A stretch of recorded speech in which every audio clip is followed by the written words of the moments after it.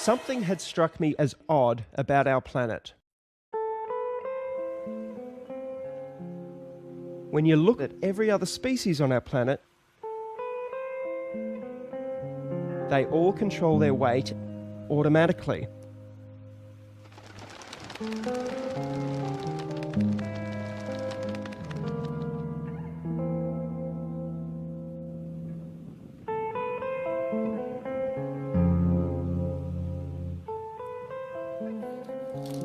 The only exception was us. And any animal unfortunate enough to be fed by us. I just couldn't understand why we were the exception. Why did we require willpower and everything else did it on autopilot? So I applied the only relevant skill I had, which was looking at evidence.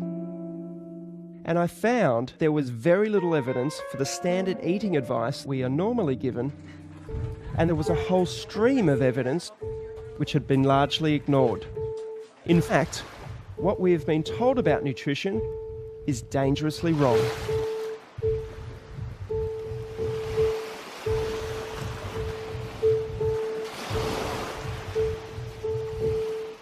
Nome da lakram rakkal. Nata ngayong unaw Heart disease. Tutuk, so heart disease, yep. Tintin. Liver disease. Liver disease. Asthma. Asthma, yeah. Diabetes. Diabetes. No, man, yung diabetes, man. Probably half the people here have diabetes. Yeah.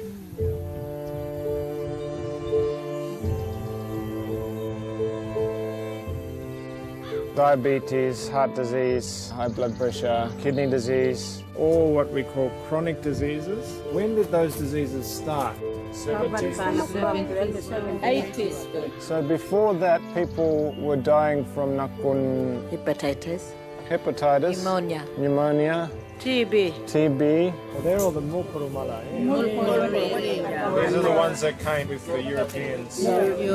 Bacteria, infectious diseases. If we go back further, balanay ngatil ngay balandabunna. Ya kangatil ya kabya na kadalak. Ngatil ya kangatil. Ibu yung kantiga. Gunda minananwalkan. Paladingga nga lang kanila. Accidents malakan. Look through your white turkan baru look panila na. What's the main? Old age. Old age na. Wawa. Old na.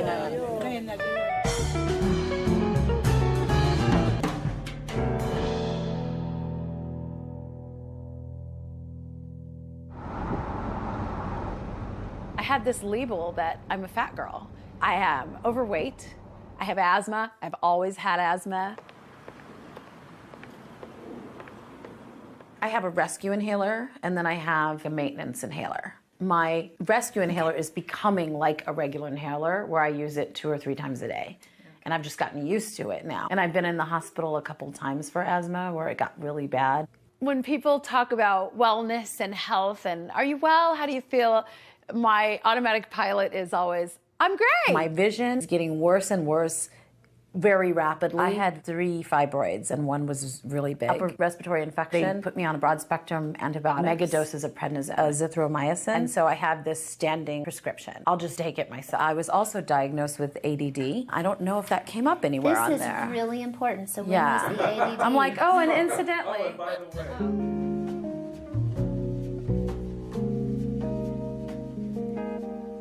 I remember when I was little, my mom taught me to write a letter. Dear Kathy, how are you? I am fine. Like those were the 3 things I learned first. How are you? I am fine.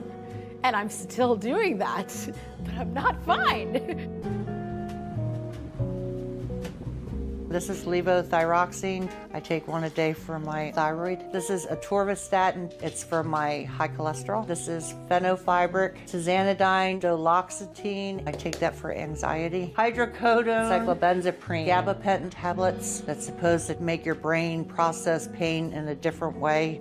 This is also for my thyroid. This is for my neck pain. These are muscle relaxers. And that's my medication, which I think is more than enough. My mom struggled with weight her whole life. She created me to be an emotional eater. Somebody was picking on me at school. Come on, let's go get an ice cream.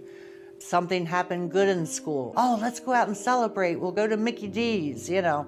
And I ended up doing the same thing with my kids and my grandkids.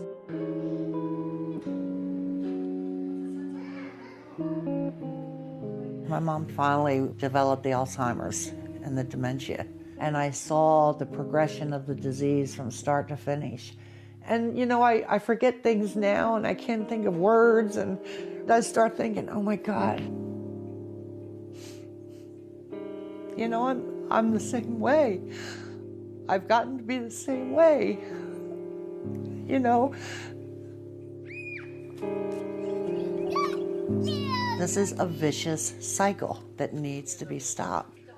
Kim, my daughter, she has arthritis. She has lymphedema. She has hypothyroid.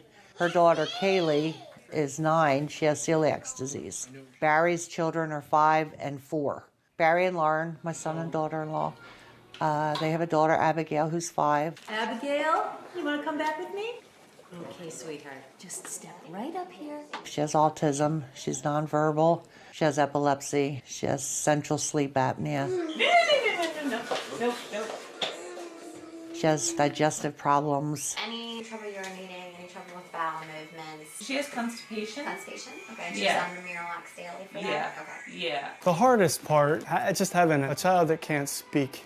I know my wife feels the same way. That's to me, that's like the most painful part. Abigail, look. Look over here. Abigail.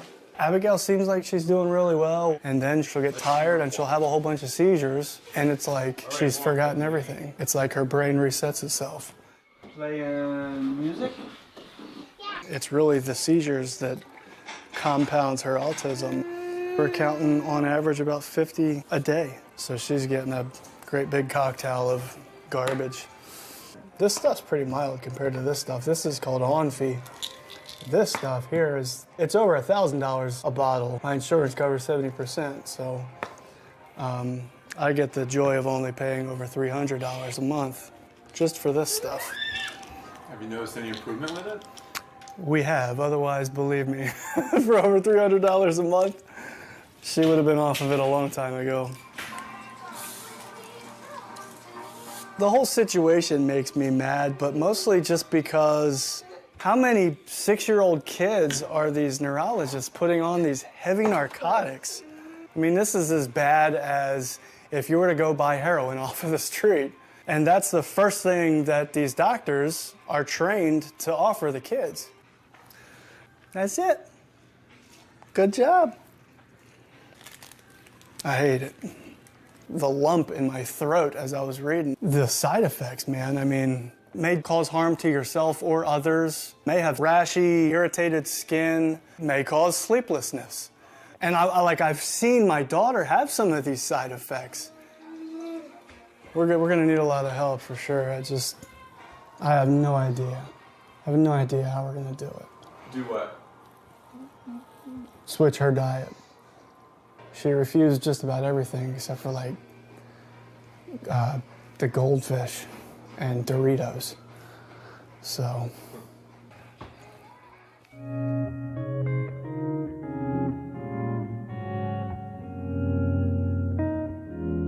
I just don't know. I don't know what it's gonna be like. I may get overwhelmed with it. But I'm truly at a point in my life where I'm afraid. I'm afraid that my chips have run out. You breathe it in, and then you hold it, and then you breathe out. That's how that works. I'm scared. I'm genuinely scared. Debbie, you're about to change your diet. What are you most afraid of? Failure.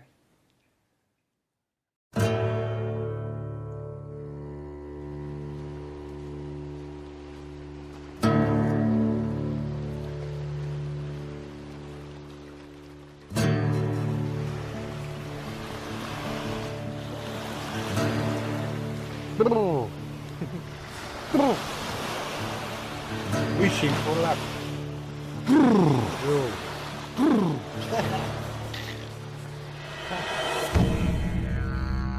We are all physiologically and genetically hunter-gatherers. We've only been consuming an agriculturally based diet now for maybe 500 generations or so versus more than 100,000 generations, not 100,000 years, but 100,000 generations on a largely meat and fat-based diet. We have the brains that we do because of the enormous amount of fat that we consume as a species throughout our evolutionary history. Suddenly now we're eating a carbohydrate-based diet. And in the last 13 or so generations, since this thing called the Industrial Revolution, this has just gone down a slippery slope. You are the oldest culture on earth, is the Yunga culture. 40,000 years. So anybody that has a go at us, don't talk to us unless you've got 40,000 years of research. Yeah? The American scientific expedition that came to Arnhem Land in 1948 showed that Yunga people were extremely robust. No chronic disease, great teeth, well-built, muscular. I remember Yunga in the 70s, ripple muscles, they were like supermen. I came back in '83 to see a population that was decimated. This chronic disease tsunami that is now wiping across the Yunga population. Funerals are just this constant part of life here. Well, you finish one and then the next one arrives and then the next one arrives and you can kind of get a funeral fatigue. 6.3 markup. And all of life is needing to be reorganised around that. There are definitely still people alive today who, as they were growing up, were living a traditional lifestyle. We're running out of those people.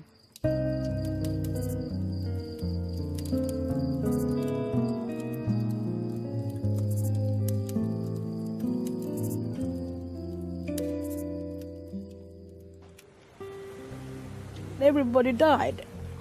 My friends have all gone. Even my best friends, they're not with me anymore. Life's not supposed to be like No, no.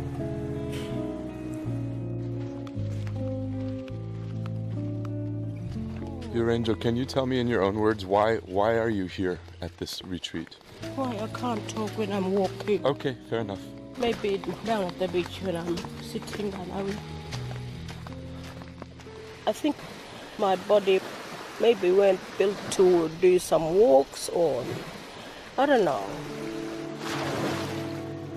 I remember when I was a little girl, I used to come with my grandfather. We'd be walking along this beach. And every night he'd share stories. He would tell me, this is the way to go. This is what you eat. Don't eat this. This is nice, but this is bad. Don't touch this. Don't eat this. It's not even food. It's nangining. Nangining meaning non-edible. Even those red and black beads, they're pretty to make a good necklace, but it's not good to eat. It's nangining. So much has been done to Yunga people to send the message that they are inferior and that whatever is going on in the dominant culture is more powerful and superior, and that definitely applies to people's perception of food. This one's got caffeine. Coca-Cola is something that's frequently drunk for breakfast. It's something frequently given to really small children for breakfast. A lot of people look in on that and they think, wow, that family mustn't care about that child. But that's coming from information that these families just don't have. The total carbs in one serving, 28.6 grams, and a serve is 40 grams. They believe they're being loving and caring to their child by giving them good food bought from the dominant culture store. No sugar in this one.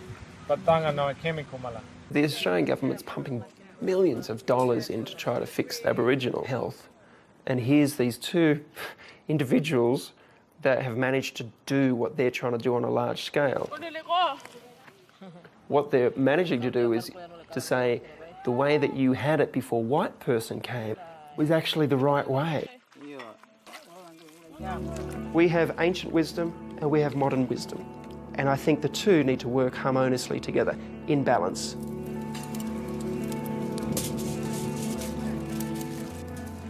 So in the philosophy of Hope for Health, what is good food? Good food is food that is grounded in the tradition of the Aboriginal people. This is the Yolngu way of cooking. And how might that translate to the rest of us? It's basically meat and vegetables, okay? Meat and vegetables that come from a place that is closest to its natural state.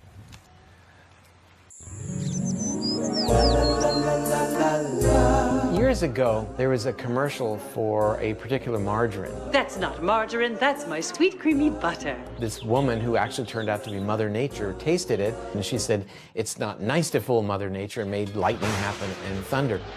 The fact is that processed food is not natural. That's trying to fool Mother Nature. Should I get the trash bag out? Probably.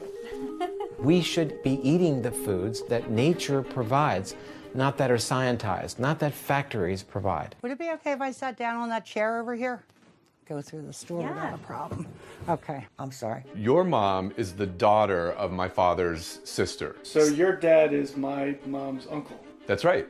Dude, everything in there is gonna have to go. I think it's probably best if it does. Pastaroni. What is pastaroni? Pasta. I guess. Even the name in and of itself tells you how highly processed it is. It's somebody's brand name. Abigail, get down. Any food preferences? I know you gave me the 3-day diet diary. Those are her food preferences. SpaghettiOs, chicken nuggets, goldfish. Goldfish is a normal. Doritos. What about drinks? Apple juice. Apple juice.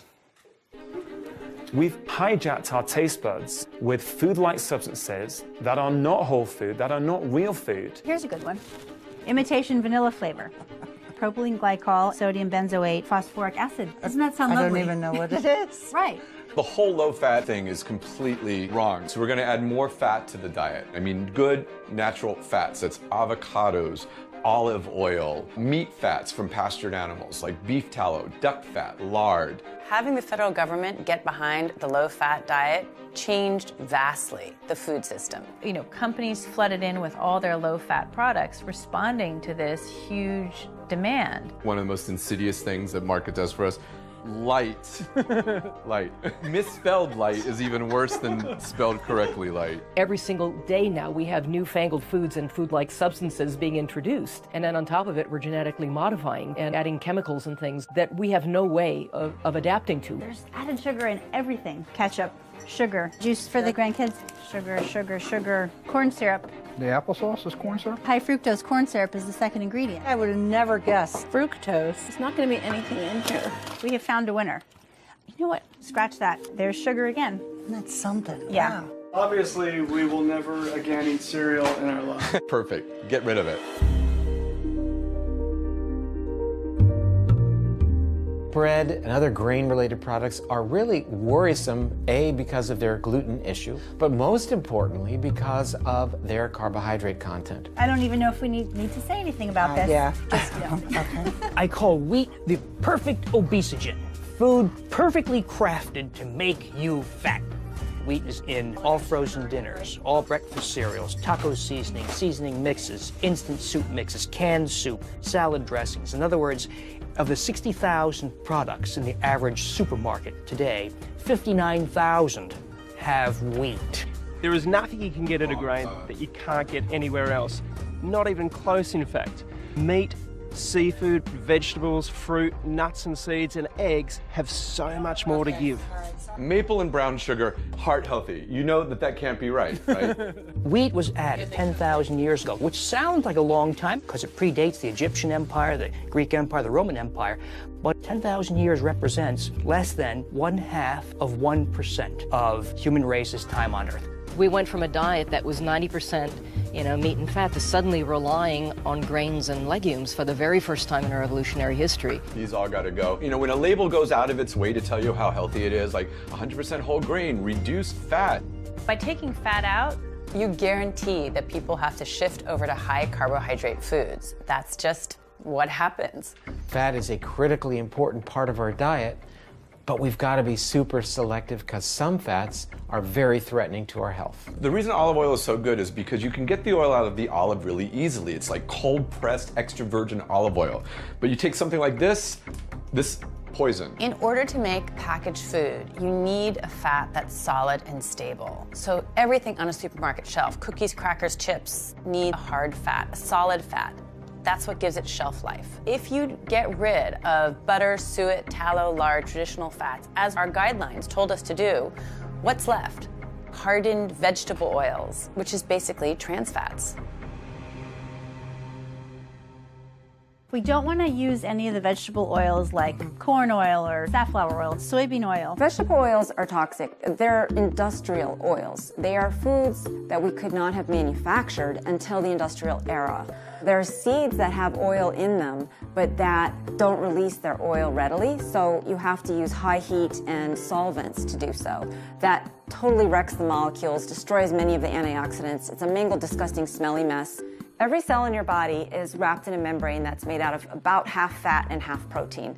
If the fatty acids comprising your cell membrane are unnatural, that cell membrane cannot function in the way that it's supposed to function. And that's the beginning of disease. It starts at the cellular level. Vegetable oils are acting like little miniature Trojan horses. Your body doesn't recognize them as not natural. It will make cell membranes. It'll make brain cells. But it's as if you were trying to build a house and your contractor said, well, we don't have any bricks, but we do have these little styrofoam balls. Let's go for it. Did the food grow on the planet? Did it swim in the water? Did it run on land? That's food. The one question I wish every single doctor on this planet would ask every single one of their patients is, what are you eating?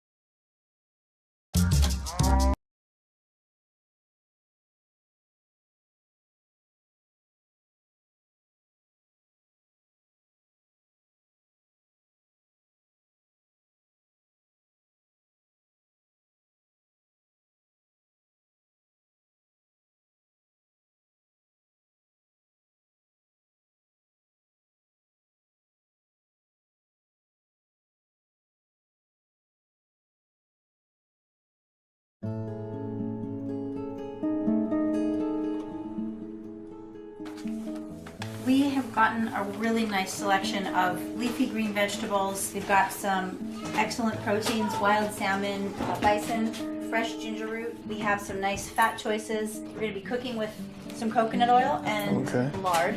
What we're doing is focusing on things that are natural. In the Western world, we're not suffering diseases of underconsumption. In fact, it's the opposite. We're suffering diseases of overconsumption. And once we get rid of refined oils, processed foods, refined grains, what we're left with is vegetables, fruit, nuts and seeds, meat, seafood, and good healthy fats. And that is what we should be focusing on. Okay, here's the turmeric. Yep. So we're going to use some coconut oil to the pan. Yeah, Barry, you know the pan spray I had?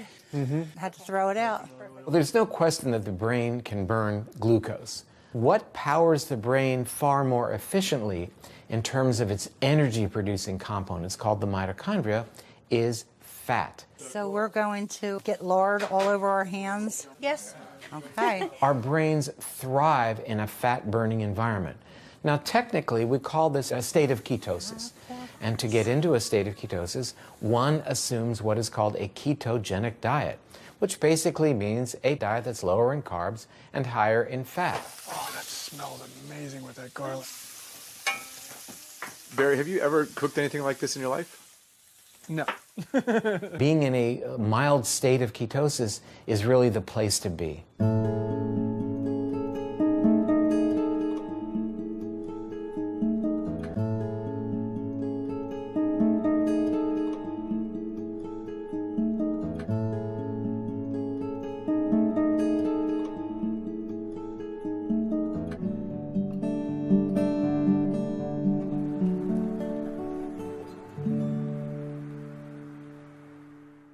Okay, this is my first video diary.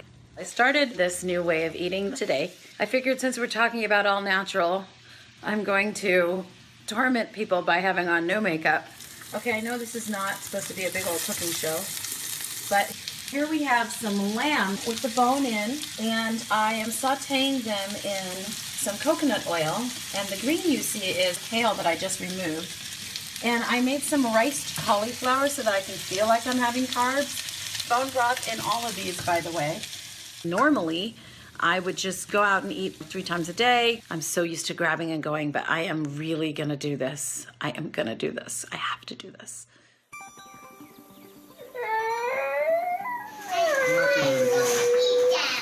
Emma's convinced that we were punishing her. You eat some chicken? No. No, why not? She's like, why are you taking all of my food away? This is mean. I can't eat macaroni and cheese. I can't eat chicken nuggets. I can't eat SpaghettiOs. She just went down the list.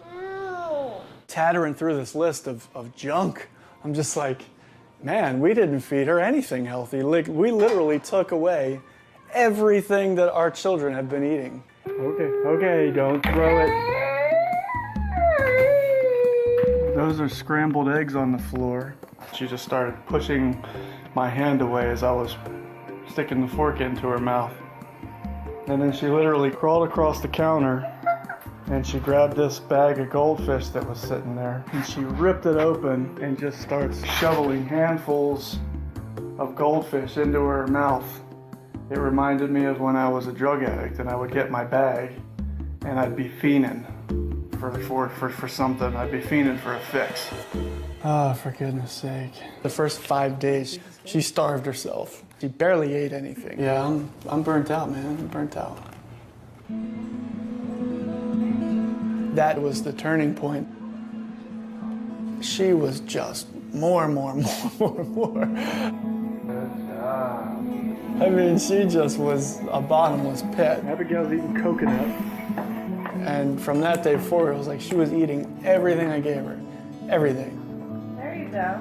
Barry texted me the day that she was eating with a fork. There you go. Good job. He texted me that she had never done that before, that she was eating a piece of steak with a fork. And what is she eating? Steak and kale. And I mean, I was literally jumping up and down, and I think he was too. I was so happy. She just took the fork and stuck the steak and popped it in her mouth like she's been doing it her whole life. It was crazy. So anyways, we're doing great. I'm looking forward to seeing where she's at in another 2 weeks. There you go. Good job. When a little baby's put in your arms and you giggle and they giggle back, this little body is talking to me without language, but talking in their own way, and the baby lights up. He never lit up. We knew from the moment he was put in our arms at 2 weeks old, we knew something was amiss. When he was 3, I decided to put him on a specific carbohydrate diet. Just meat, vegetable, fruit, nuts and seeds. 3rd day on specific carbohydrate diet, he fed himself for the first time. 5th day, he said his first word. So I almost fell over on my chair. He said, "We come for welcome." Because I said, "Thank you." I would always talk to him.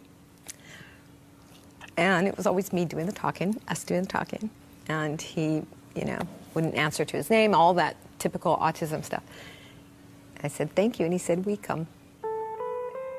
One of the things, though, that always bothered me was that he didn't seem to be able to stop bobbing, rocking, verbal noises. And so I was already beginning to wonder about if he needed something more.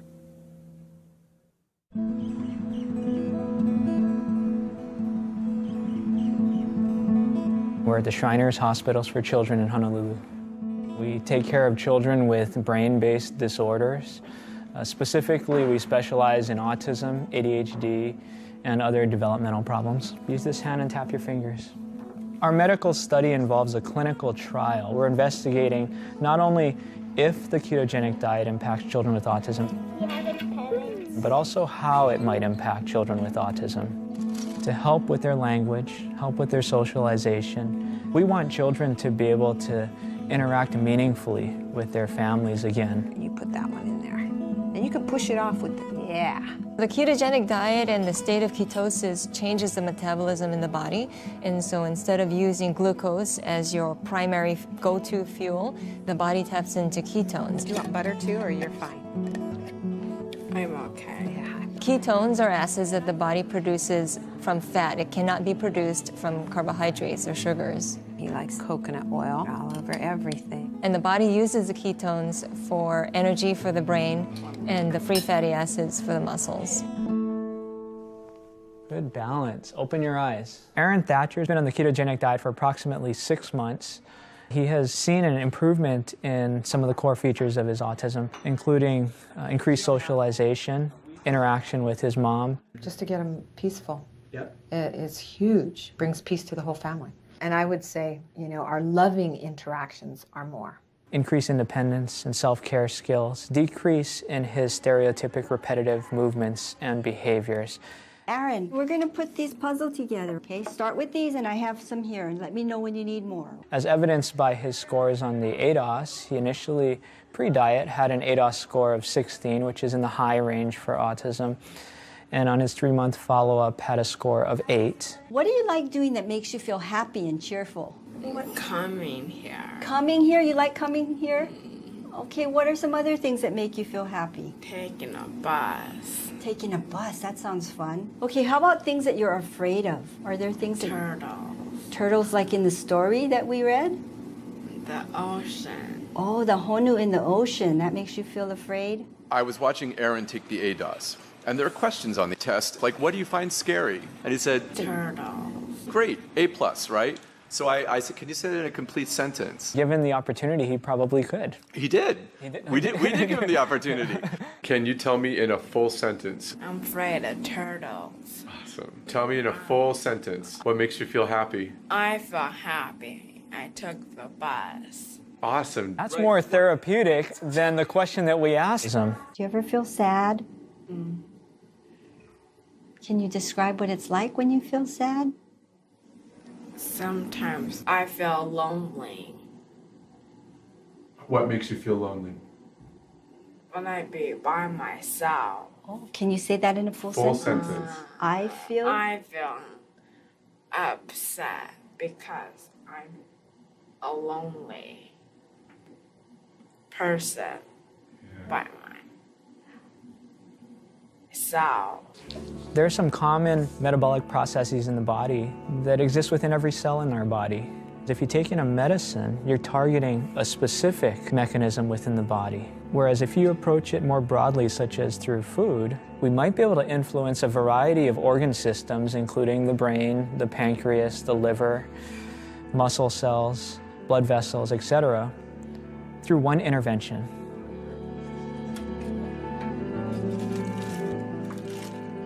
And this is not a new thought. This is an old thought, thousands of years old.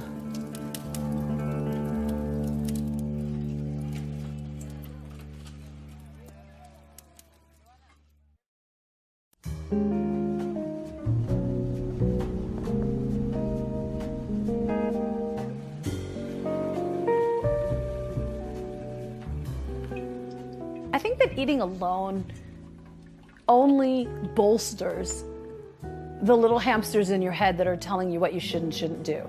I mean, I rarely will sit and eat a meal alone without there being some little commentary going on in the back. Well, you really should have less of this, or you really should have done this or that. There we go. Look at that beautiful bird. Oh, that looks so good. But when you eat with other people, you end up talking and bonding and sharing. I like that. I just like that better. So you'll see there's meat and there's fat in here. You don't have to eat it, but it's really good. It's interesting with the fat that's floating. I've become so ingrained over the years of fat's no good, don't want fat in my diet. You know what I mean? It's hard to like... I thought about your face. I'm like, Lisa's going to be like, I cannot eat that. I thought about you. Well, it all started with Susan Powder back in the early 90s. With the spiky hair. Yeah. I'd go buy a fat-free cake and I'd eat the whole thing and I'd be like, I'm eating fat-free. But all of that sugar turns into fat. It's carbs. So they say it's fat-free when really... Well, yeah, when you're eating it at the time, it's fat-free. It has no fat in it. But what does it turn into once it goes into your system? Fat. More fat. So we're gonna make the mayonnaise, basically eggs and lemon plus oil equals mayonnaise. Okay. Right? I love it. So let's prove it.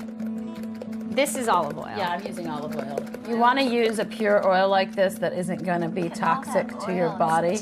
And Lisa's scared of the oil. It's going to be okay, Lisa. I'm like counting up the Weight Watchers points in my head. I would love to be able to not have to count Weight Watchers points and not have to be so scared of eating sometimes, you know? But I'm scared of, if I don't do that, then I'm gaining the weight back. And so it's that allowing yourself to have the freedom to trust your body, to trust that when you do it, it'll be okay because you're eating real food. Doing this as an act of love, as something where we're all thinking, remember that time? It's not, hey, where's your tossers? Well, I'm going to pour it on the fridge. I'm just going to do it to taste. Oh my God, I'm so excited. To a long life of happiness and health. And friendship. And friendship, absolutely. Cheers. That was fun. I love you, girls. I love you too. In the 1950s, the nation was really in a panic about the rising tide of heart disease that had come from pretty much out of nowhere to be the nation's leading cause of death. In 1955, President Eisenhower himself has a heart attack, and he's out of the Oval Office for 10 days. So the nation is fixated on this problem, an urgent public health problem. Nobody really knows what causes heart disease, right? There's a number of different explanations. Maybe it's lack of vitamins, maybe it's car exhaust. So into this vacuum steps Ansel Keys, a pathologist from the University of Minnesota, and he says it's saturated fats. Saturated fats and cholesterol cause heart disease. Of 10 men, we can expect 5 to get it. And that was his hypothesis. He had an unshakable faith in his own beliefs. He was called a bully even by his friends. And he was able to get his beliefs inserted into the American Heart Association. So the first ever dietary recommendations telling people to cut back on saturated fat and dietary cholesterol to avoid heart disease were issued by the American Heart Association in 1961. That's the beginning of the story. It's the tiny little acorn that grew into the giant oak tree of advice that we have today and that we can't back out of. What was the evidence for that recommendation by the American Heart Association? It amounted to one study, coincidentally performed by Ansel Keys. That's the 7-country study where he went to 7 countries around the world, mainly in Europe, but also the US and Japan. And he sampled nearly 13,000 men, and he looked at their diet, he looked at their cholesterol, and then he waited to see who had a heart attack or who died of heart disease. I mean, he had a hypothesis that saturated fat caused heart disease, and he was out to prove it. For one, it's very clear that he cherry-picked his countries. He had done a number of pilot studies. He knew where people were not eating much saturated fat and had low rates of heart disease, like Yugoslavia and Italy. And he ignored other countries, also low rates of heart disease, like Germany and Switzerland and France, where they ate a lot of saturated fats. He didn't go to those countries, which would have disproven his hypothesis. His study showed that low saturated fat intake was associated with low rates of heart disease. Associated, but it doesn't mean that reducing saturated fat is what caused those people to suffer less heart disease. It was also true that these people ate very little sugar. In fact, they also found in that study that what correlated best with cardiovascular death was sugar. Then what ensued was a tremendous amount of science to try to prove Ansel Keys' hypothesis right. Billions of dollars were spent in large clinical trials, the most rigorous kind of science you can do, and they were done in mental hospitals and veterans hospitals, the kind of experiment that you can't do anymore because it's considered unethical. And at the end of billions of dollars of research, they could not prove Ansel Keys' hypothesis.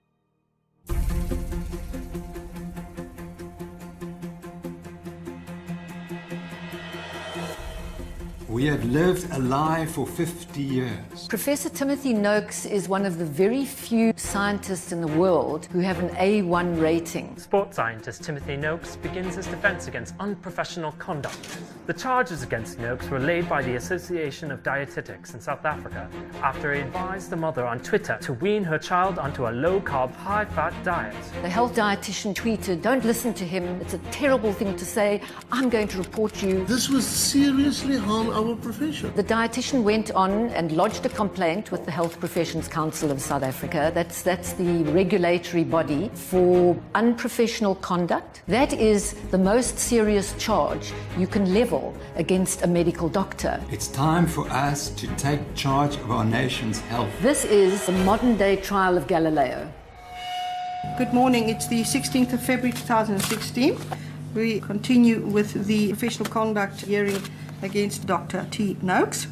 And Professor, you are still under oath. Thank you, Madam Chair. Yes. This is a unique event in the history of modern medicine, that a scientist has been charged with giving unconventional advice and can get up there and say, actually, it is not unconventional. It has been in the literature. The Association for Dietetics in South Africa is very, very much a gatekeeper of nutrition advice and the official dietary guidelines of South Africa. It's time to look at the results and the outcomes and say maybe we got it wrong. And Professor Noakes is building a really powerful case for what really lies behind the epidemic of non-communicable diseases around the world. That's obesity, diabetes, heart disease, cancer, even dementia that is now being called type 3 diabetes because of its links with diet. I'm talking about insulin resistance, which is so prevalent in this country. What actually lies at the heart of its case is the science, the wealth of evidence that supports low-carb, high-fat eating, and equally that high-carb, low-fat isn't so good for you after all. One of the definitive studies of the low-fat diet was done in the United States by the National Institute of Health to prove that the low-fat diet reduced the risk of cardiovascular disease, and they invested $700 million into it. There were 48,000 postmenopausal women who were going to be studied for 8 years. They were divided into two groups. 40% were assigned to the low-fat eating pattern, and 60% could just eat what they liked. The low-fat group were told to reduce their energy from fat to 20% and from saturated fat to 7%, and increase their fruit and vegetable intake to at least 5 servings per day and grains to at least 6 servings per day. So that would be the dietary guidelines for Americans. And what did they find? After 8 years, this amazing study, the low-fat diet did not significantly reduce the risk of coronary heart disease, stroke, or cardiovascular disease, and achieved only modest effects on cardiovascular risk factors. So after all that effort, that was the outcome. In the 35 years we've been following the guidelines, animal fats are down by 17%, red meat down by 17%, eggs are down by 17%, whole milk down by 73%. So everything we've been told to cut down on, we have cut down. And everything we were told to increase, we increased. Grains are up by 41%. Vegetable oils up by 91%. Fruit up by 13%, vegetables up by 23%. So on the whole, Americans have been following the guidelines. It leads you inevitably to the conclusion there must be something wrong with the guidelines themselves. There were parts of the study which were a bit worrying. And this was women who were sick at the start of the trial with diabetes. This healthy diet should make them even healthier. But it didn't. Women with diabetes did worse. And what I found interesting is they've never reported the 8-year data on the women with diabetes in that study.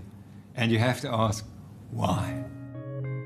When these study results are coming out, they're deeply inconvenient. This hypothesis has been adopted not only by the American Heart Association, but also by the National Institutes of Health, the entire federal government, medical societies, and a number of industries, the vegetable oil industry, ADM, Monsanto, Bunge, some of the biggest companies in the world, and the grain industry and the soybean industry. So these results had to be ignored somehow or suppressed.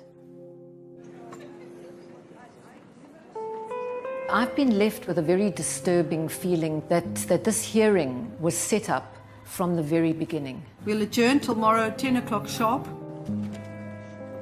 There is much more at stake than a simple tweet. There are powerful vested interests. People stand to lose a lot, whether it's status, money, in accepting Professor Noakes' viewpoint.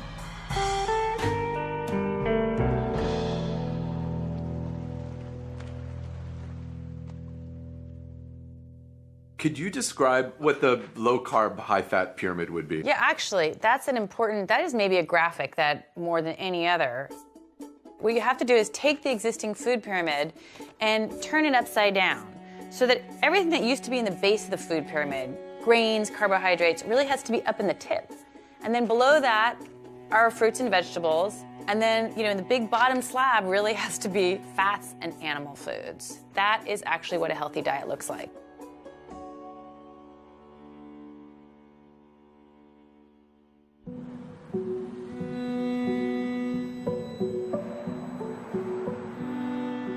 Hi. Hi. How are you? I was so excited to come here today to see if there's any changes with Abigail. The first time I met her, she was walking on top of the windowsills. She's a climber. Abigail, get down. Flopping all around on the couches.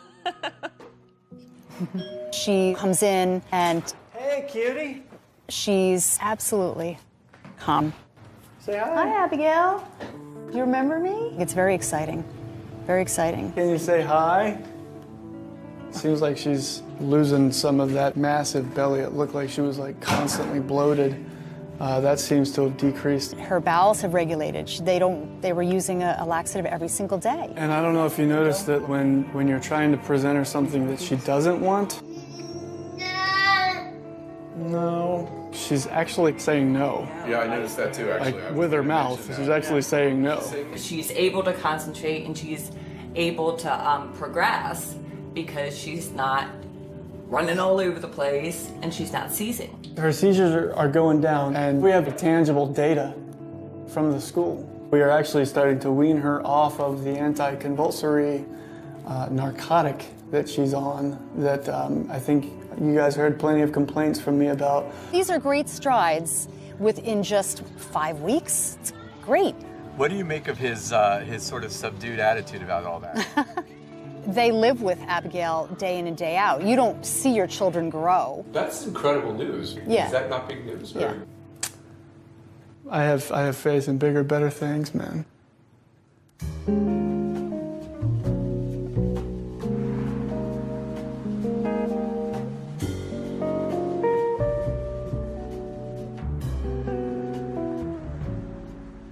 All right, let me just get my recipe for this one. So we're going to make the chocolates and then... I want you to grind the macadamia nuts. Today we're going to be making 2 survival foods for somebody just starting out. The first one is macadamia bread. That's your fat bread that I saw? That's my fat bread. I'll deal with the messy part because I got the apron. And I'd like to make a sugarless chocolate. It's something you can have in your refrigerator when you just, I need something sweet. We both needed our little something. Yeah, I use stevia. I don't use sugar because it elevates my blood sugar. Taste it, see what you think. I think it's perfect. I think it's perfect too. I think it's perfect. Everybody needs to learn a new word. It's called hyperinsulinemia. We're going to grind the macadamia nuts into a butter. We are constantly triggering our insulin. Some people develop type 2 diabetes, some people develop cardiovascular disease, some people develop Alzheimer's. I developed cancer. In 2012, I went for a breast MRI. And something lit up like a Christmas light. I had invasive with HER2 amplification, which is very aggressive and metastatic type of breast cancer. I'm going to add the coconut butter. Cancer cells have an Achilles heel. You inhale oxygen, your bloodstream carries oxygen throughout your body, so that's an energy source for healthy cells. And that energy is used by the mitochondria, which is in the cytoplasm of the cell. But cancer cells can't do that. Don't do this if you have granite. They can't get energy from oxygen. Cancer cells need to ferment. They need sugar and refined carbohydrate to proliferate. Do you ever see Star Trek, The Trouble with Tribbles? Okay? Do you remember at the end they say, I figured it out. If you don't want them to reproduce, stop feeding them. And that's what cancer is. So I started a ketogenic diet. A ketogenic diet is a high-fat, very low-carb. It's like Atkins on steroids. This particular diet for cancer means 80% healthy fats, 10, 12, maybe 14% protein, and no more than 12 grams carbohydrates. Oh yeah, look at how nicely it rose. All I was looking for was to prevent it from metastasizing. And surprise of surprise, it started shrinking. My tumor started shrinking. You can see it came out gorgeous. And my last MRI, the radiologist said, had I not known you were diagnosed and treated, I would look at this from another patient and say, nothing to see here. So you never actually went through chemotherapy? I didn't do surgery, I didn't do chemotherapy, and I didn't do radiation, no. The headscarf is a religious. Right, it's not a yes, chemotherapy. absolutely. I No, I have my hair. I don't know how to ask that. I have my hair. I eat well, I have a wonderful family, I have a wonderful healthy life. This can be in a donut pan so you can make lox, cream cheese, and bagels.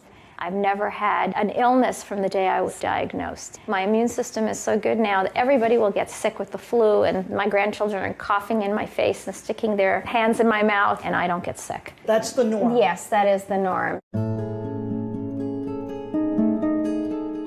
I walk into the doctor's office and they say, oh, our miracle patient has arrived. And that was very disturbing to me because I didn't think, God runs the world, of course, but I didn't think there was anything miraculous about what was happening. I thought it was hard science. What did I do that was different from what anybody else can do? And the answer to that was the research. A scientific study changes the picture.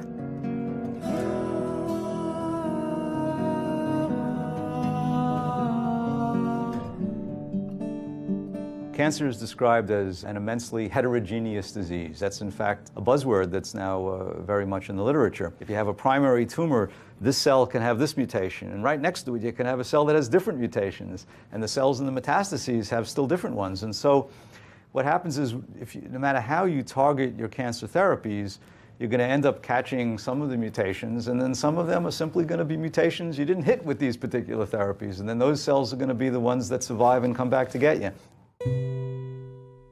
Most cancers are treated by cocktails of multiple drugs which fail. They also subject the patient to toxic side effects and poor quality of life while it's failing. But in some respects, the more heterogeneous the cancer gets, the more it tends to converge to a common metabolism. That cancer cells depend on glucose as a source of fuel. That then could lend itself to a metabolic approach which targets just that. I don't know that that's going to be the case in most cancers, but it still doesn't stop me from being optimistic about the idea of using diet as an adjunct to chemotherapies and other forms of therapies to improve the overall efficacy of treatment. So I can make anybody fat. Insulin causes weight gain. So for example, if I prescribe insulin to people, people gain weight. I could make you obese. I just have to give you enough insulin. If you think about what the major causes of disease are in the 19th century and early 20th century, what was killing people was infections, right? So people are dying of tuberculosis, people dying of pneumonia. We developed penicillin, we developed all these great drugs, so people lived. The problem is that's not our situation now. So we've taken the same attitude of here's a magic pill and we've applied it to a dietary disease. That's insane. The multi-million-dollar question is, why is it happening? I mean, it's not like we're deficient in pharmaceuticals, right? And we don't have a 2JO deficit. Right now, it's really the perfect storm. I mean, we're eating more processed food than ever before. Our environment is toxic, and we're leading these incredibly stressful lives. I think a lot of diseases are really the same disease. So like obesity, type 2 diabetes, high blood pressure, heart disease, it's all basically the same problem. Type 2 diabetes is a dietary disease. It's the leading cause of blindness, it's the leading cause of amputations, it's a leading cause of kidney disease and dialysis, it's a leading contributor to cancer, it's a leading contributor to heart disease. So practically 70% of what we practice in modern Western medicine is all related back to your diet.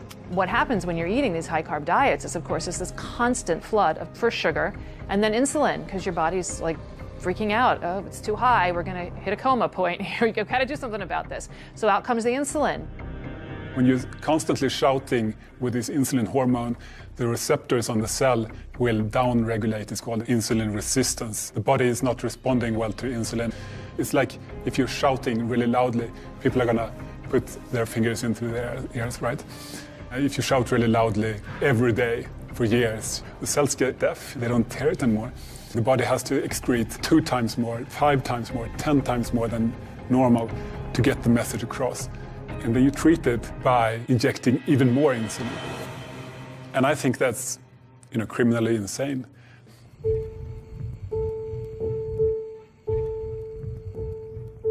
When you start on the Lantus, which is the long-acting insulin, you start at a certain number and then you gradually increase it by like 3 to 5 units a night based on what your sugars are. So I think I started out at 20. This is 4 years ago. And I was up to 55 in no time. When you look at diabetes type 2, it affects every single system in your body. So it's not just the insulin and the sugars.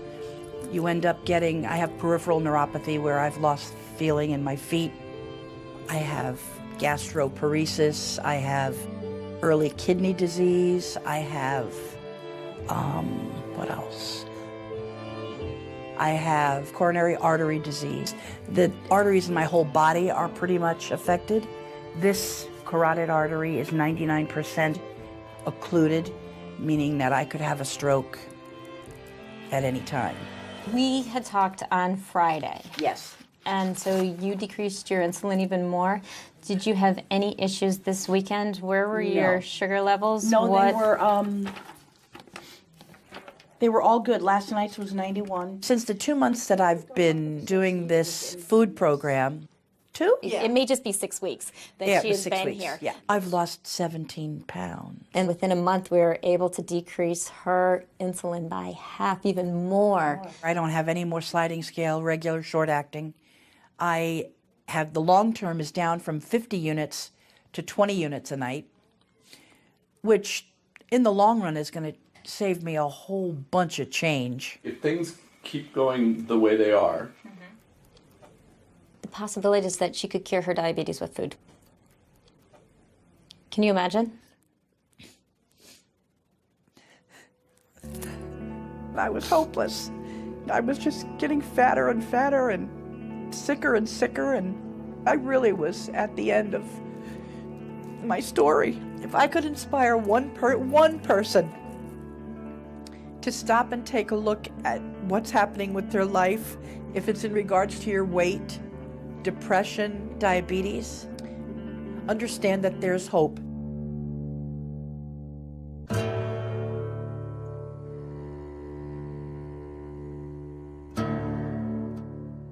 When they rounded up the tribes in this country and put them on reservations, they were starving, and the U.S. government gave them commodity foods. It consisted of white flour, sugar, and lard. What do you do with white flour, sugar, and lard? Is you make fry bread. It's our concentration camp food.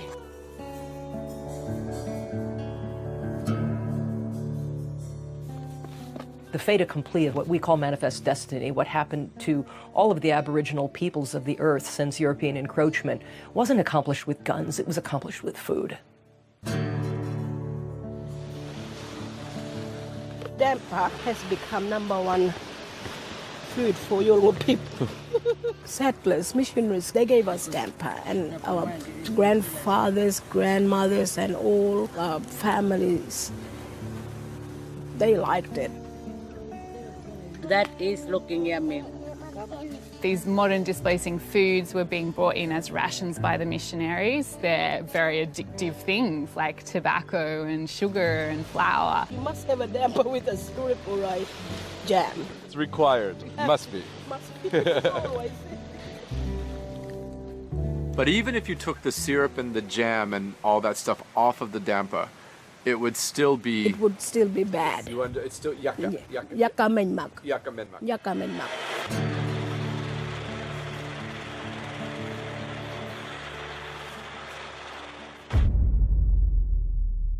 Maize has become our staple food. It's called pap in South Africa. It's mostly prevalent in impoverished rural communities. In South Africa, that's mostly our black population. So when we talk about maize being the staple food in Southern Africa, we have to understand how it got there. It was a decision by the South African government to produce maize on an industrial scale. And the question is, well, was that good for our people or not? It's not indigenous. It was never indigenous to South Africa. All our maize is genetically modified. It's refined. It's high carb. You might as well be eating a bowl full of sugar. And dietitians, including the one who laid the complaint in the first place, are proponents. And I'll argue that it was the introduction of maize and making this a staple food which has been a problem for us. Madam Chair, objection. I really can't see how the details about something based on a conspiracy theory is relevant. Madam Chair, in respect of the influence of industry driving the obesity epidemic, there were sponsors for ATSAN. There were a number of sponsors, including Kellogg's, Pillsbury, etc. If you work with a flawed model of just energy in and energy out, you forget about how behaviors are modified. You forget about how addiction comes about. You forget about how advertising influences the whole epidemic. I am submitting that that is irrelevant. The objection is overruled. Professor Noakes, you may proceed. Thank you, Madam Chair. What I learned during the process is the key to this debate, that industry completely controlled what the information coming out to the public was. And I exposed that in one chapter. These guys know what they're doing. You know, it's not an accident, I don't believe, that people are hooked on all this junk and processed garbage. The Global Energy Balance Network was a front for Coca-Cola. There's something bigger going on here. The whole food system needs changing. What Coca-Cola is doing is to control the messaging of obesity globally by controlling the scientists. One of the tactics that industry uses is they'll fund studies that are designed to confuse the record. Their goal was not to talk about obesity. Their goal was to confuse the public. Almost all scientific conferences depend on industry funding, even to discuss a subject. If there's no funding, nobody's interested. Nobody wants to even talk about it. It's like depriving a field of oxygen. I've repeatedly been told that there's no evidence to support the low carbohydrate diet. That's incorrect. This is a randomized controlled trial published in 2008 by Dr. Finney. These are expensive trials and there's no money to do it. He does not get funding from the National Institute of Health. He has to go and raise his money himself.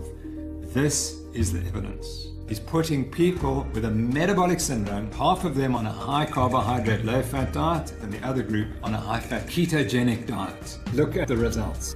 Body mass and abdominal fat, high fat outperforms high carbohydrate, low fat diet. Triglycerides, one of the key markers of metabolic syndrome, down 50% on the high fat diet. We tend to overconsume carbohydrate in this country because it's addicting, but also because we produce it in ridiculous amounts. If you fly from New York to LA, the majority of what you're flying over, all those little circles and squares on the ground, that's America pumping out carbohydrate as fast as it can. That's the 30,000-foot view, that's what's happening, and that's reflected in our grocery stores. Now here's the HDLC, which we all told is the good cholesterol. What we're not told is when you eat a high carbohydrate diet, your good cholesterol comes down. And you go on a high fat diet, HDL cholesterol goes up. There isn't a single multinational corporation on planet Earth that wouldn't stand to profit from every man, woman, and child consuming a carbohydrate-based diet. That very particles that are damaging our arteries are increased on a high carbohydrate diet and reduced on a high fat diet. It's incredibly cheap to produce, it's highly profitable, and it keeps you perpetually hungry. What could be more perfect? Now, this is even more remarkable. Saturated fatty acids in the bloodstream, which greater your risk of heart attack. Now you eat more saturated fat, and the saturated fatty acids in the bloodstream go down. Pharmaceutical companies are profiting from this. Weight loss industry is profiting from this. Undertakers are making out like bandits. About the only people that aren't profiting from all of this are the rest of us.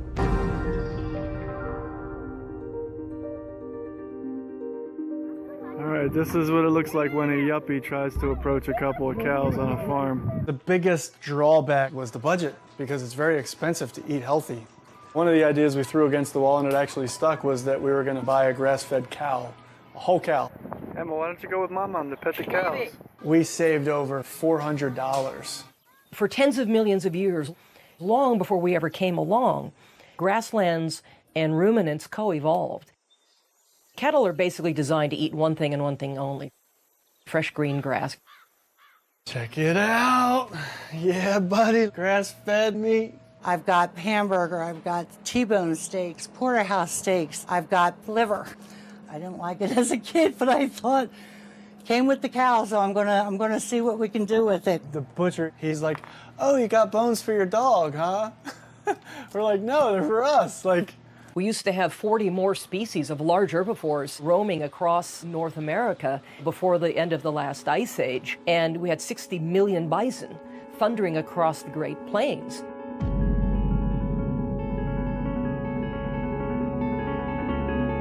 Today we have 60 million cattle that are populating feedlots. You know, grain feeding of animals.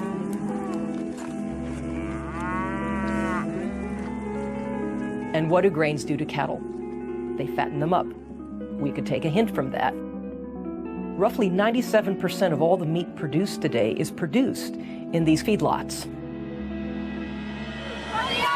Go vegan! For health! Go vegan! And where we hear passionate vegetarians and vegans and animal rights advocates screaming about how we raise animals for food, I'm standing right there with them. It's wrong, it's unsustainable, and it has to stop. But there's also misinformation and misunderstanding being promoted by genuinely well-meaning people.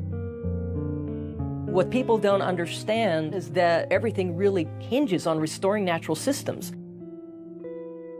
Do you see that happening in the United States? Like, can we reclaim our Midwestern prairies again? Is that possible? It depends on how successful this documentary is, right? You were a vegetarian. Oh no, I was a vegan. I was never a vegetarian. I went from standard American diet, vegan. I think when I started as a teenager, I had very good impulses about the world that I wanted and the ethical base that I wanted to form the actions of that were my life, that were going to be my life.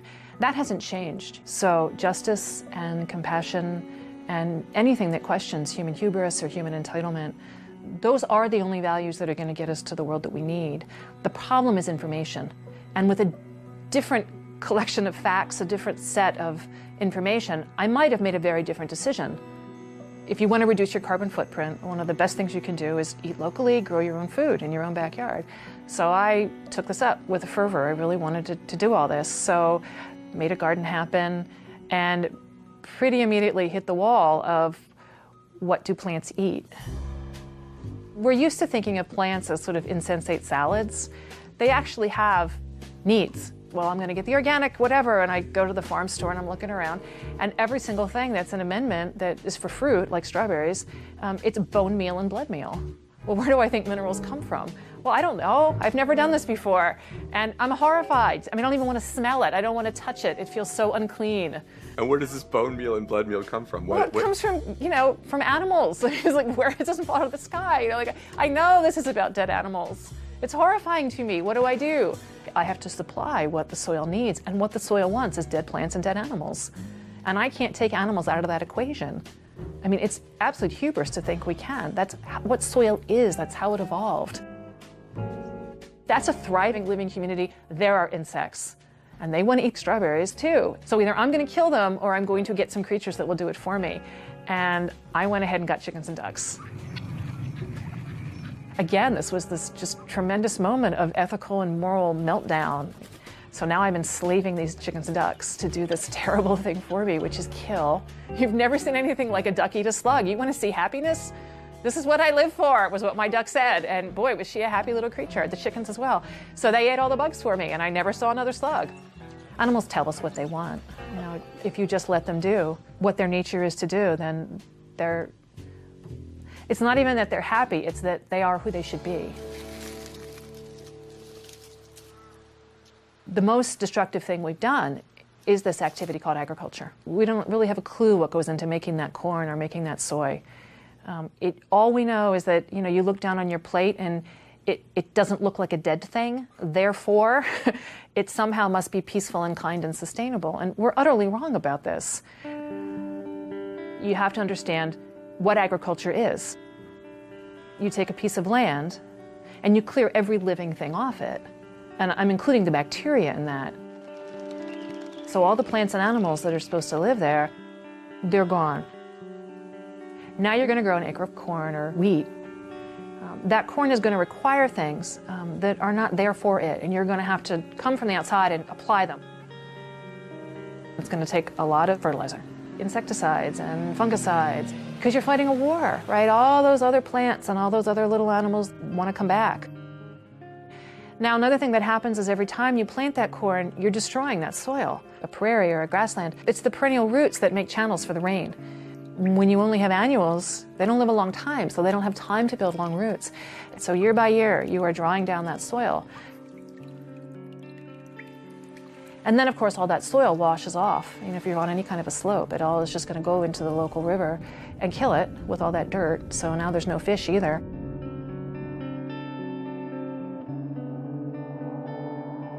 In the meantime, though, while the corn is still growing, you can transport it to a miserable cow living on a cement floor inside a steel building and feed that cow for about 60 days. Past that point, she will die from the corn because it's not her natural diet. But until that point, she will get really fat really fast, and then slaughter her, feed her to humans. So you're going to make people sick eating this meat as well. As far as I can tell, this is nothing but death and destruction from the very beginning to the very end of this.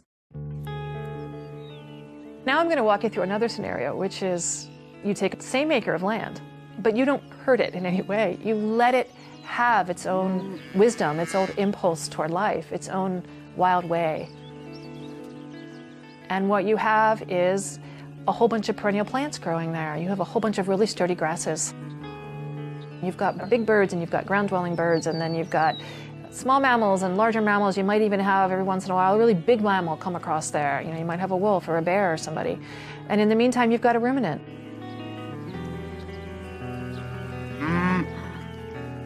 So you've produced the same amount of food for people. You've got the one ruminant at the end. You know, you slaughter her and now people can eat. But that acre that is still in that prairie, that grassland, you could come back in 10,000 years and all of that life would still be there. The only thing different would be a little more soil, which is to say a little more resilience, a little more depth to life. And that is how we lived for 2.5 million years as humans on this planet, participating in that cycle.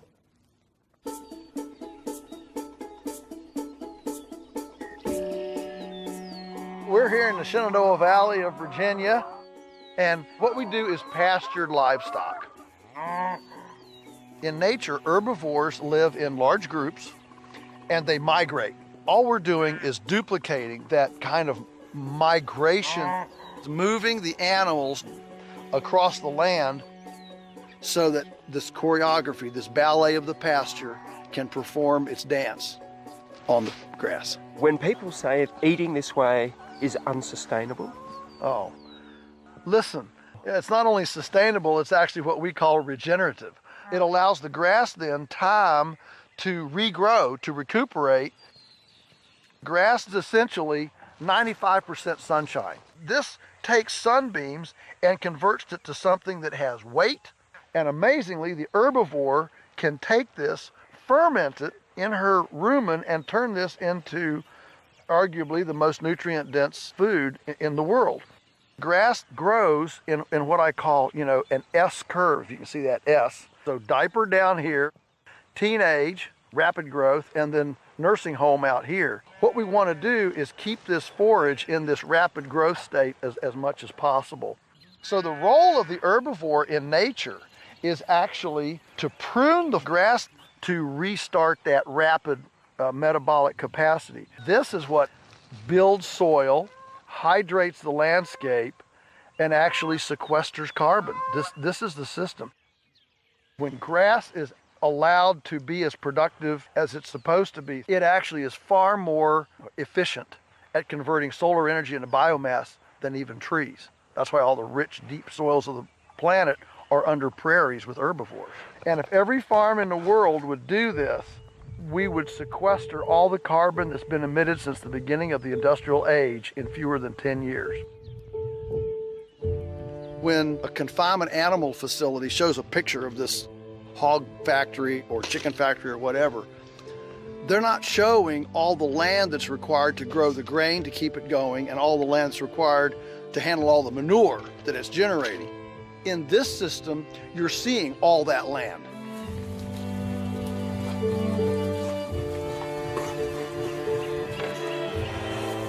I think a lot of industrial agriculture thinking is that the earth is a reluctant lover. Whereas actually, we view the earth as an abundant, loving partner who responds to caress, who responds to care, and if we will come humbly to the land, why, it's ready to give us way more than we could have wrestled from it. This is the mystical, awesome cycle of life, and to be able to be this close to it has a humility to it, a perspective that is actually quite profound and actually quite historically normal.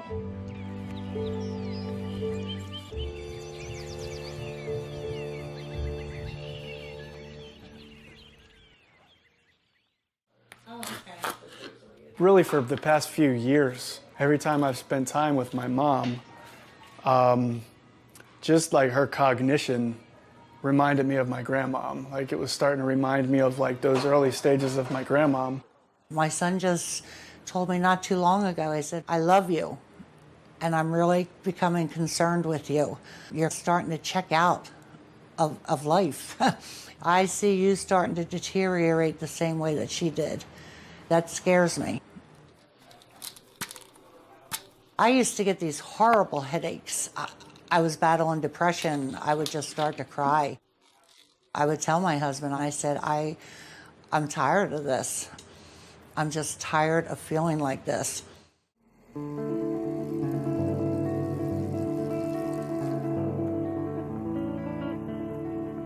Since we started eating clean like this, I have not had, and I kid you not, I have not had one of those headaches, not one.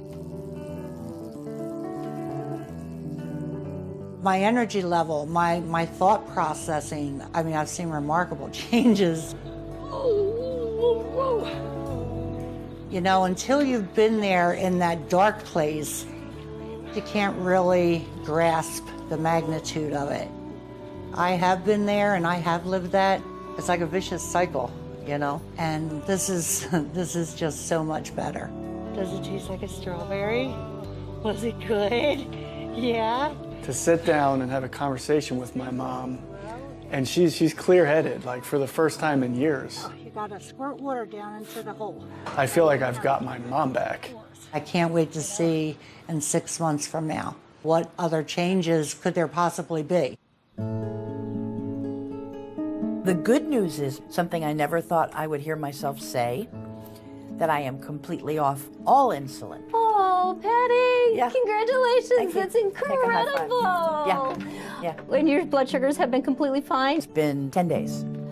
Are you kidding? But who's counting? How much weight have you lost in entirety? 45 pounds so far. It's so exciting. 45. I think that's 3 dress size. I'm halfway. I would like to lose 90, so.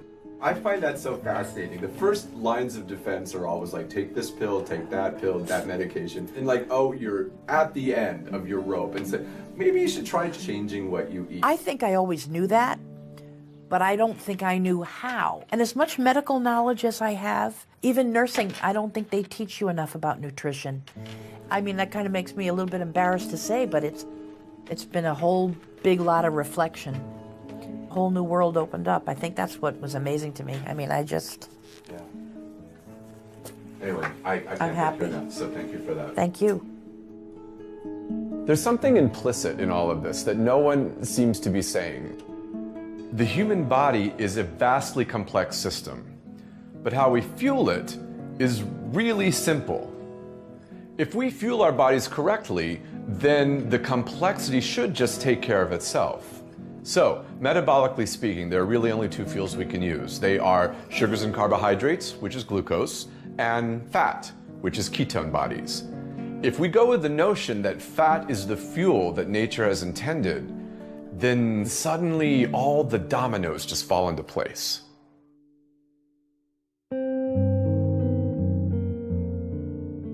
The final part of the jigsaw. We spend millions of rands training hypertension experts, obesity experts, diabetes experts, heart disease experts, but they're all treating the same condition.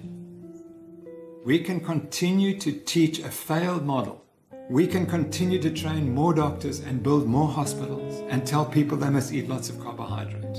A model that is causing millions of South Africans every few years to develop type 2 diabetes. Or we can say maybe we got it wrong. Because the only people who are suffering besides myself and my wife are the people of South Africa. Professor Noakes, on a charge of unprofessional conduct, the majority of this committee find you not guilty.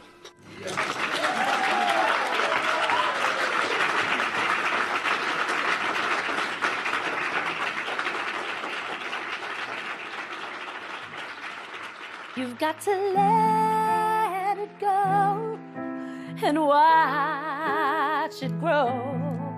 'Cause it takes every voice to make this world whole. It's been about 5 months since I started eating this way.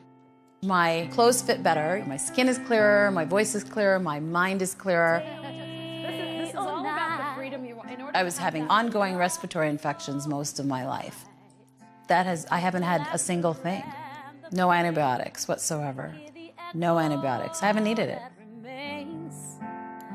I haven't used my inhaler for about 3 months for any reason whatsoever. But I did not expect my lungs to clear out. No more inhaler. From the first unto the last, connected. Our bodies are perfect. Directed we fly. If you don't actually take a moment to just revere the way nature works, just truly look at it, at how perfect it is, you're in for trouble. 'Cause if you listen to the voice within, a melody will soon begin, and you'll feel the vibration in your soul.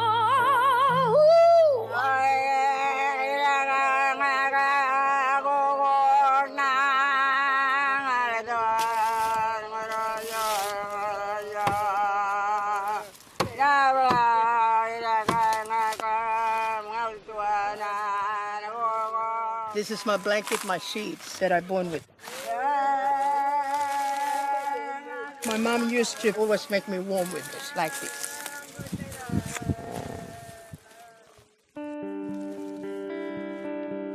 A week ago, you were talking to me, and your body was not in a pleasant place for you. No, not yet. The second week, I went out on that walk and I started singing away as I was walking. And I was so happy.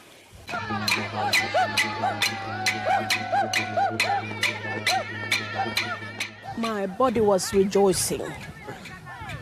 Rejoicing? Brilliant. And I felt, this is the first time that I have ever felt flexibility, the refreshment inside. From this time on, I am going to look after my body. How's the asthma? No, I haven't been worrying about it anymore. I think it's gone. You look at the problem of Indigenous health and it just seems like this massive epidemic that's just so huge and impossible, and how can you find a pathway through it, and so many resources have been poured into it, and I think so many Australians are frustrated about how many resources have been poured into it and we're not seeing any results, and it feels like this hopeless solution. And then it's crazy when you can get people in a situation where you can change what they're eating just for a few days, and you can already see these incredible improvements in their well-being, in their blood pressures, in their blood sugar levels, and you think, how can it be this simple? It can't be this simple. It can't be this simple, but it's happening.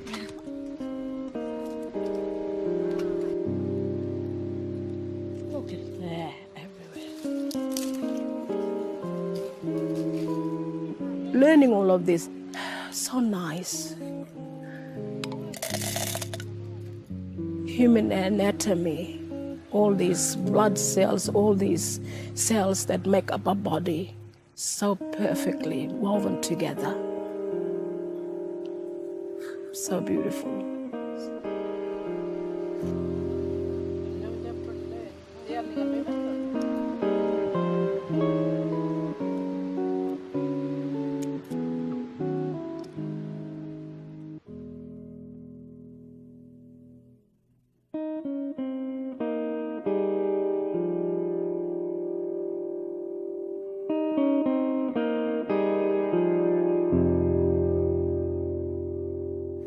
You touch your nose. Touch your nose.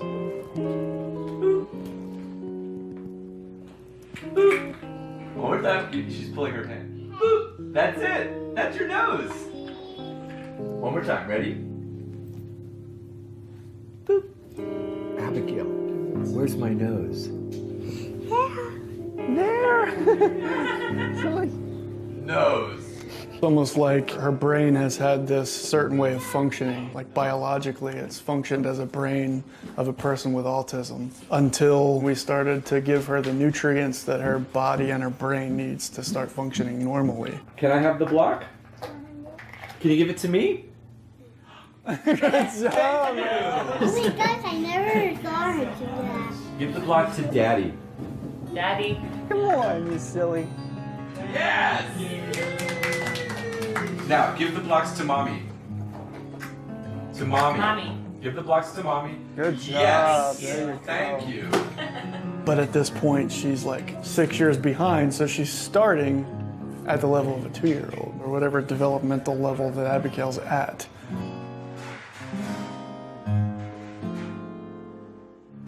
I got her a bunch of summer clothes in April because it was her birthday. It's probably not till July I started putting them on her. And they were all too big. They were all like a size too big for her.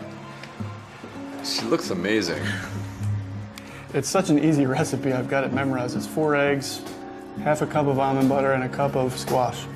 So no grains? No grains. And I always melt some ghee over top of the pancakes so she gets some fat. There's a child trapped in this body that is, you know, crying out to be released, you know? Hey! Hey! And it's like she's waking up. Yeah.